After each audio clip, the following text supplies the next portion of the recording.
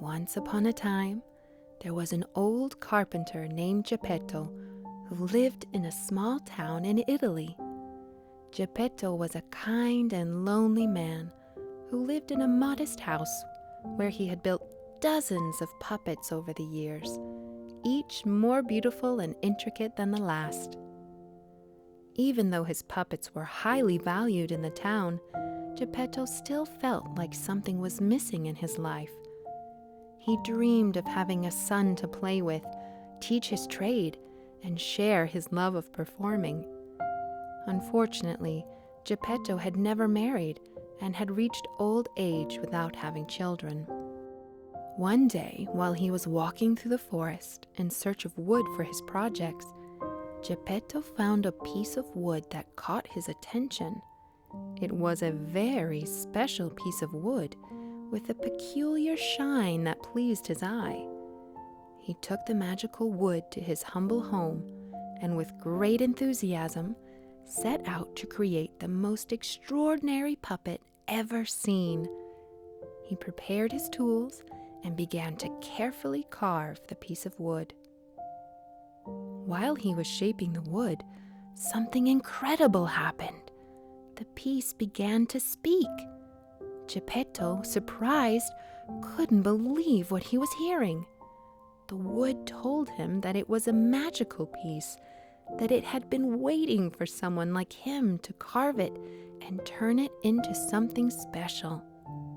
Geppetto, excited by the idea of having a companion with whom to share his life, decided to bring the wood to life by carving it as if it were a real child.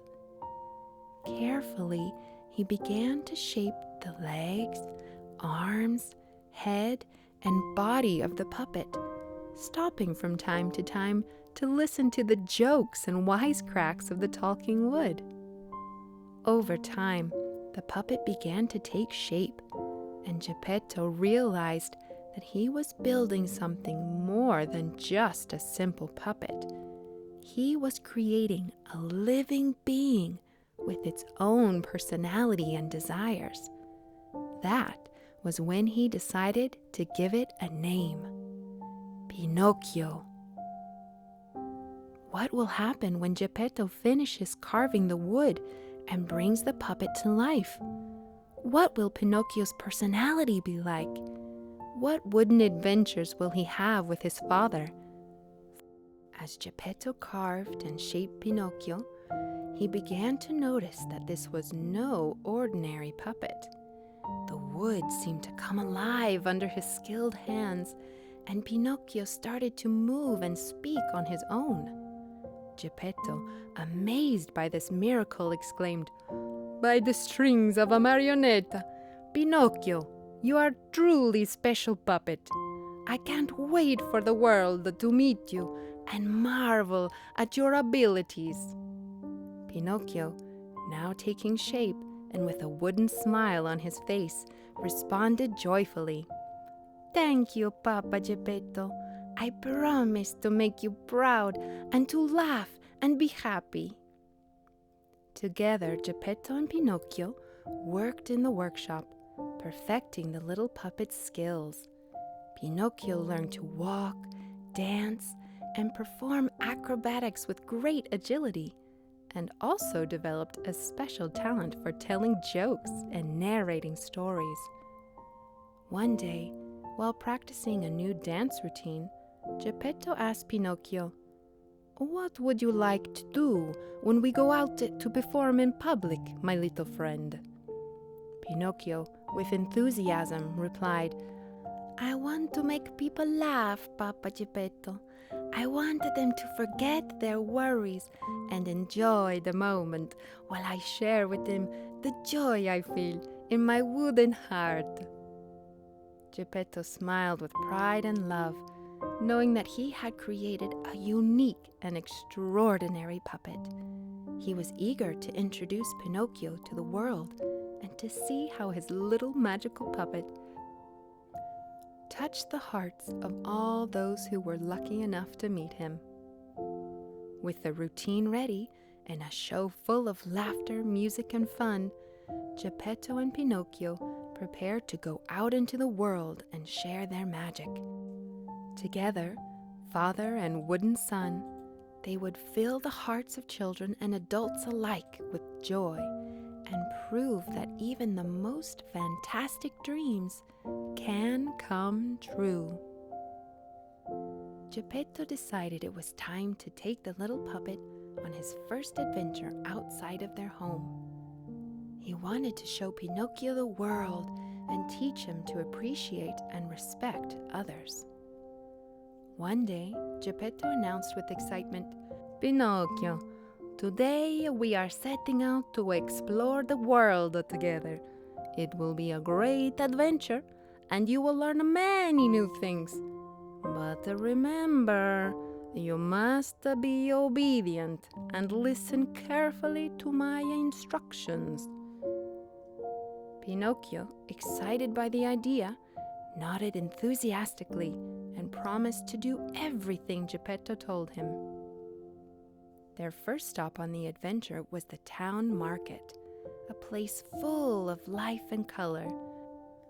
Geppetto led Pinocchio through the crowded streets, showing him the various stalls and teaching him to be courteous and respectful to the vendors. As they walked, Geppetto explained to Pinocchio, "It's important to be considerate to others, Pinocchio.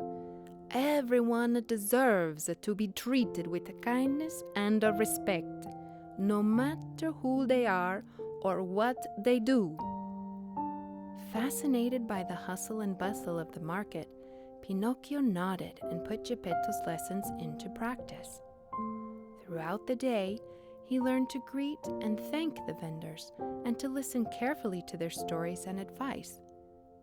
However, there was something else Pinocchio was learning on his walks with Geppetto. He silently observed people lying, children misbehaving and disobeying their parents. Without realizing it, Pinocchio, despite the valuable lessons his father shared with him, had learned to lie. The next day, Pinocchio decided to leave home alone in search of more adventures, ignoring Geppetto's words and teachings. On his travels, he met the talking cricket, whose wise eyes watched him with concern. The talking cricket, seeing that Pinocchio was very mischievous and disobedient, approached him and said, "Little puppet, I can see that you're in trouble. Let me advise you and guide you on the right path so that you don't keep causing problems for those around you." Pinocchio, however, was not interested in listening to the talking cricket and responded impudently, "I don't need your advice, Mr. Cricket. I am free to do whatever I want, and no one can stop me." The talking cricket sighed and warned Pinocchio, "Be careful, Pinocchio. Life is full of lessons, and if you don't learn to behave and respect others, you will encounter even bigger problems." Pinocchio ignored the talking cricket and continued on his way, getting into trouble at every turn. Soon, his mischief led him face to face with difficult and dangerous situations. In each complicated situation, the talking cricket appeared, always willing to advise and guide Pinocchio, but the little puppet did not listen. Instead of learning from his mistakes, Pinocchio continued to act impulsively and without thinking about the consequences.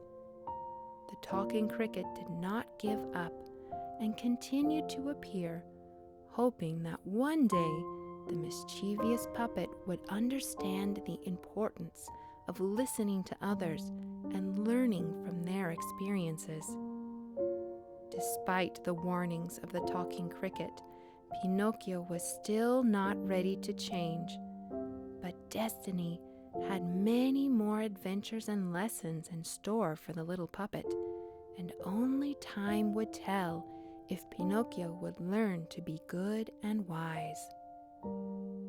On his adventure, Pinocchio met two new friends, the cunning fox and the stealthy cat. They saw that Pinocchio had gold coins and told him a lie to steal the coins. The fox said, "I have an incredible secret for you, Pinocchio. There is a magic field where if you bury your gold coins, a tree full of gold coins will grow. Imagine all the wealth you could have." Pinocchio was excited and asked the fox where the magic field was. The cat smiled wickedly and said, "We'll take you there, Pinocchio. You just have to follow us." Without knowing that his new friends were full of bad intentions, Pinocchio followed them in the hope of finding riches. But instead of taking him to the magic field, they took him to a dark and lonely place. There, the fox and the cat tied him to a tree to steal his coins. Pinocchio was scared and sad, but fortunately his friends, the talking cricket and the blue fairy, saved him. The blue fairy told Pinocchio that if he learned to be good and obedient, she would turn him into a real boy. Pinocchio promised to be good and obedient, and he learned many important lessons on his journey towards maturity and kindness. With the help of his friends, his father, and his determination, Pinocchio became more and more obedient and a good puppet. Although he still made mistakes, he was willing to face any challenge to grow as a person, proving that even a wooden puppet could have a heart full of love and kindness.